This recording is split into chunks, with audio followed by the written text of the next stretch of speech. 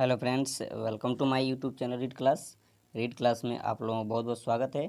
आइए, अगर आप भी 2024 में परीक्षा देने वाले हैं क्लास 10th का, तो आपके लिए वीडियो बहुत ही महत्वपूर्ण साबित होगा। तो देखिए, हमने इससे पहले क्वेश्चन नंबर देख रहे हैं आप लोग, कितना है क्वेश्चन नंबर आपके सामने है, क्वेश्चन नंबर 8। इसके पहले जो है ना, मैंने 1 से 7 यानी 7 क्वेश्चन दिया था सब्जेक्टिव का, क्लास 10th का साइंस का क्वेश्चन। तो आप लोगों ने बहुत प्यार दुलार दिया और बहुत सारे बच्चे कमेंट किए, सर ये हमको सब्जेक्टिव क्वेश्चन बहुत पसंद है और सब्जेक्टिव क्वेश्चन आप बनाते रहिए। तो मैंने सब्जेक्टिव क्वेश्चन का दूसरा वीडियो है मेरा साइंस का, आप लोग इसे देखिए, अंत तक वीडियो देखिए, ये आपके लिए कुछ खास होगा। हम आपको हर एक क्वेश्चन वही लिए हैं जो अभी कभी न कभी एग्जाम में आपका 2022 में, 20 में, 19 में, ये सारी पूछा गया है और 24 में 100% इससे क्वेश्चन आना है। आएगा क्वेश्चन कहाँ से? वही जो बुक से ही आएगा, बाहर से तो आता नहीं है। उसी आधार पर हमने क्वेश्चन सेट किया है। तो क्वेश्चन को बनाने में थोड़ा टाइम लगता है, इसलिए आप लोग सेट करने में लाइक कर दे, वीडियो को सब्सक्राइब कर लें, ठीक ना। चलिए वीडियो को स्टार्ट करते हैं। क्वेश्चन नंबर है आपका 8, इससे पहले मैंने दे दिया है। विद्युत बल्ब में निष्क्रिय गैस क्यों भरी जाती है? कारण बताना है कि विद्युत बल्ब जो हम लोग बनाते हैं, जलता है हम लोग का बल्ब, उसमें निष्क्रिय गैस क्यों भरा जाता है? तो याद रखिए, उत्तर देखिए, निष्क्रिय गैस भरने से, याद रखिएगा, टंगस्टन का तंतु नहीं जलता है। यानी अंदर में जो टंगस्टन है ना, वो जो बल्ब अंदर वाला देखते हैं ना, लटका हुआ रहता है, तो टंगस्टन, तो निष्क्रिय गैस भरने से टंगस्टन नहीं जलता है। अगर टंगस्टन नहीं जल जाएगा तो लाइट देगा कौन? अंदर का नहीं जलता है। इसलिए नाइट्रोजन, आर्गन इत्यादि निष्क्रिय गैस है। और बोलेगा कि निष्क्रिय गैस का 2 एग्जाम्पल दीजिए, तो क्या देंगे? नाइट्रोजन, आर्गन, ये सब क्या है? निष्क्रिय गैस है ना। निष्क्रिय गैस में तंतु वाष्पीकरण नहीं हो पाता है, इसलिए विद्युत बल्ब में निष्क्रिय गैस भरी जाती है। भरने का कारण यही है कि वह तंतु उसका गलता नहीं है और लाइट हमेशा जलता रहे। यही कारण है कि विद्युत बल्ब में निष्क्रिय गैस भरी जाती है। आई होप कि आपको क्लियर हो गया सारी चीज़ें। चलिए क्वेश्चन नंबर अगला, क्वेश्चन नंबर 9। प्रकाश का प्रकीर्णन क्या है? बताना आपको, प्रकाश का प्रकीर्णन क्या है। आप लोग सारे क्वेश्चन को एकदम वीवीआई है, आप लोग मेरे साथ बोलते जाइए और पढ़ते जाइए। देखिए, प्रकाश का प्रकीर्णन क्या है? जब प्रकाश किसी ऐसा माध्यम से गुजरता है जिसमें धूल तथा अन्य पदार्थ के अत्यंत कण होते हैं। क्या होता है? अत्यंत कण होते हैं।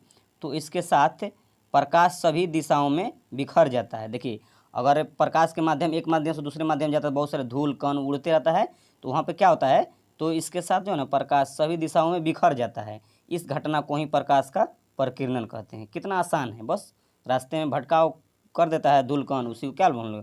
प्रकाश का प्रकीर्णन बोल देंगे। देखिए, आप लोग किताबी लैंग्वेज याद कीजिएगा ना, तो क्वेश्चन लिख ही नहीं पाइएगा। सोचिएगा वही क्वेश्चन क्यों नहीं याद आ रहा है, ऐसा नहीं। जो क्वेश्चन सेट करके माइंड में कि कैसे उसको लिखना है, अपने भाषा में लिखिएगा तो ज़्यादा नंबर देगा, नंबर कटता भी नहीं, ठीक ना। अगला प्रश्न देखिए, क्वेश्चन नंबर आपका 10 है कि हरित लवक क्या है? बताएंगे आप लोग अच्छे तरह से कि हरित लवक है क्या। सारे 2 नंबर वाला क्वेश्चन है, ठीक ना, साइंस का। यह केवल पादप कोशिकाओं में हरे भाग, देखिए यह जो है ना, केवल पादप कोशिकाओं के हरे भाग में पाया जाता है। पादप कोशिका किसे बोलते हैं? जो क्या होता है? हरे पेड़ पौधा, जो खुद से भोजन अपना तैयार कर ले, उसे पादप बोलते हैं ना, पेड़ पौधा। तो यह केवल पादप कोशिकाओं के हरे भाग में पाया जाता है, सिर्फ हरे भाग में जाता है। कौन? हरित लवक, याद रखिएगा। हरित लवक सूर्य के प्रकाश की उपस्थिति में, ठीक ना, सूर्य के प्रकाश की उपस्थिति में हाइड्रोजन कार्बन डाइऑक्साइड का उपयोग करके, ठीक ना, किसका उपयोग करके? हाइड्रोजन कार्बन डाइऑक्साइड का उपयोग करके प्रकाश संश्लेषण की क्रिया द्वारा ऑक्सीजन तथा ग्लूकोज का निर्माण करता है, ठीक ना। बस आसान है, आप लोग लर्न कर लेंगे, एकदम इजी है। अगला प्रश्न देखिए, प्रश्न अगला आपके सामने है कि क्षार का परिभाषा लिखिए। क्षार का परिभाषा लिखिए, यानी 2 4 5 पॉइंट लिख देंगे, आसानी से हम लोग क्षार को एक्सप्लेन कर सकते हैं। उत्तर देखिए, नंबर 1, क्षार स्वाद में कड़वा होता है, कड़वे होते हैं, एकदम आसान है। और यहीं पे पूछ दे कि अम्ल क्या है, तो अम्ल स्वाद में खट्टा होता है और क्षार स्वाद में कड़वा होता है। देखिए, अम्ल का भी परिभाषा हम यहीं पे आपको बता देंगे। अगर क्षार पूछे तो क्षार स्वाद में कड़वा होता है, यहीं पर अम्ल पूछता तो अम्ल स्वाद में जो है ना, क्या होता है? खट्टा होता है, ठीक ना। नंबर 2, क्षार जो है ना, लाल लिटमस पत्र को नीला कर देता है। क्षार क्या करता है? ये भी प्रश्न है, पूछ देता है कि क्षार जो है लाल लिटमस को कैसा कर देता है? नीला कर देता है। नंबर 2 क्लियर है। नंबर 3, यह जलीय विलयन में OH माइनस आयन देता है, यानी यह जलीय विलयन में घुल कर OH माइनस देता है, ठीक ना, आयन देता है, याद रखिएगा, घुल कर लिख लीजिएगा अपने से। यानी यह जलीय विलयन में घुल कर OH माइनस आयन देता है, ठीक ना, OH देता है, याद रखिएगा। अगला, नंबर 4, यह प्रक्रिया बहुत ऊष्माक्षेपी होती है। यह जो होता है क्षारीय प्रक्रिया, यह बहुत ऊष्माक्षेपी होता है। अगला नंबर 5, यह अम्ल के साथ अभिक्रिया करके लवण तथा जल बनाता है। पूछ देगा कि वह कौन सा पदार्थ है जो अम्ल के साथ अभिक्रिया करके लवण तथा जल बनाता है, तो क्या लिखेंगे? क्षार। क्या लिखेंगे? क्षार। सारा ऑब्जेक्टिव 5 को आप डिफरेंशियल लिख दीजिएगा, परिभाषा क्लियर हो जाएगा 5 लाइन में, ठीक ना। आई होप कि आप लोग क्लियर हो पाया होगा, ठीक ना। एकदम ईजी है। आप लोग क्या बोलना है, यह स्वाद में कड़वा होता है, लाल लिटमस को नीला कर देता है, जलीय विलयन में OH आयन देता है, यह प्रक्रिया ऊष्माक्षेपी होती है, बहुत ऊष्माक्षेपी होती है, यह अम्ल के साथ अभिक्रिया करके लवण तथा जल बनाता है। बस हो गया 5 पॉइंट, एकदम आपका 2 नंबर यहाँ रखा हुआ है। अगला नंबर 12, दैनिक जीवन में पीएच का 5 उपयोग लिखिए। पीएच क्या यूज है? पीएच का हम लोग किसका यूज करते हैं? जो पोटेंशियल, जो बोले पोटेंशियल, हम लोग हाइड्रोपोनिक्स बोलते हैं, ठीक ना। पोटेंशियल और पावर भी होता है, ठीक ना, याद रखिएगा। तो फुल फॉर्म। अगला देखिए नंबर 1 क्या बोला है कि इसका पीएच के 5 उपयोग लिखना है। तो देखिए कृषि कार्य में मुद्रा का पीएच ज्ञात करने में होता है, ठीक ना। कृषि कार्य में मुद्रा का पीएच ज्ञात करने में उपयोग होता है। आगे दवाई उत्पादन में पीएच का मान उपयोग होता है, कितना पीएच से हम लोग मापते हैं। दवाई उत्पादन में इसका उपयोग होता है। जलीय विलयन के संचारण में उपयोग होता है। विलयन की अम्लीयता अथवा क्षारीयता ज्ञात करने में पीएच का मान ज्ञात लगाया जाता है। पीएच मान के द्वारा ही हम लोग बताते हैं कि किसमें कितना अम्ल है, किसमें कितना क्षार है, उदासीन है, ये सब किसके द्वारा? पीएच के द्वारा होता है। बहुत आसान था, आप लोग लर्न कर लिए होंगे, ठीक ना। अगला प्रश्न देखिए, प्रश्न नंबर 13 है कि हरे पौधे को उत्पादक क्यों कहते हैं? क्या कारण है जो और सब किसी को उत्पादक नहीं कहते हैं, हम लोग हरे यानी हरे पेड़ पौधों को ही उत्पादक कहते हैं। भाई लोग याद रखिएगा, इस सारे क्वेश्चन जो है ना पूछा गया है, वीवीआईटी प्रश्न है। आप लोग आसानी से मेरे साथ पढ़ते जाइए, याद करते जाइए। हरे पौधे को उत्पादक क्यों कहते हैं, क्या कारण है? देखिए हरे पौधे क्यों कहते हैं। पौधे CO2, ठीक ना, CO2 मतलब पौधे CO2 कार्बन डाइऑक्साइड को H2O, इसको क्या बोलते हैं? जल।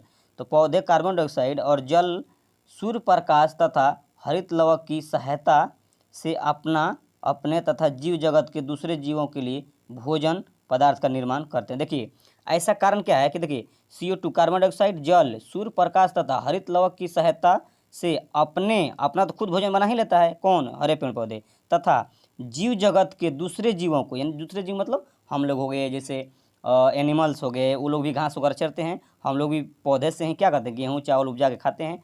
तो अपना तो भरण पोषण करता ही, लेकिन देखिए जीव जगत के दूसरे जीवों के लिए भोज्य पदार्थ का निर्माण करते हैं, दूसरे जीव को भी देते हैं, इसलिए उन्हें उत्पादक कहते हैं। अब से इससे आसान परिभाषा तो कुछ हो ही नहीं सकता, शायद ही यूट्यूब पर आपको मिलेगा, ठीक ना। चलिए अगला प्रश्न देखिए।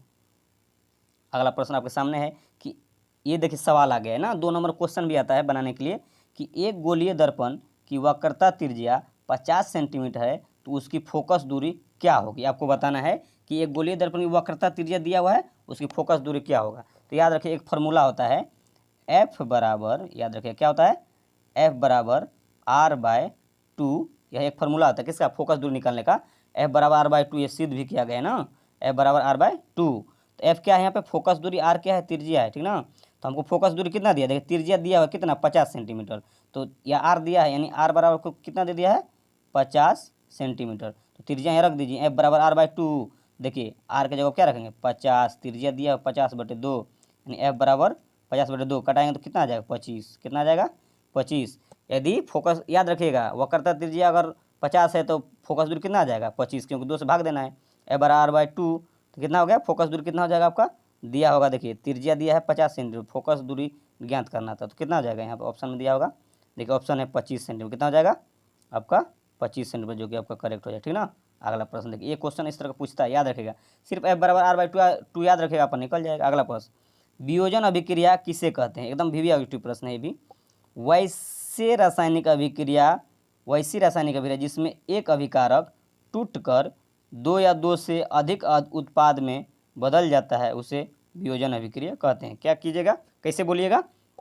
वैसी रासायनिक अभिक्रिया जिसमें एक अभिकारक टूटकर 2 या 2 से अधिक उत्पाद में बदल जाते हैं, उसे वियोजन अभिक्रिया कहते हैं। बस 2 नंबर हो गया, इतना ही तो लिखना है।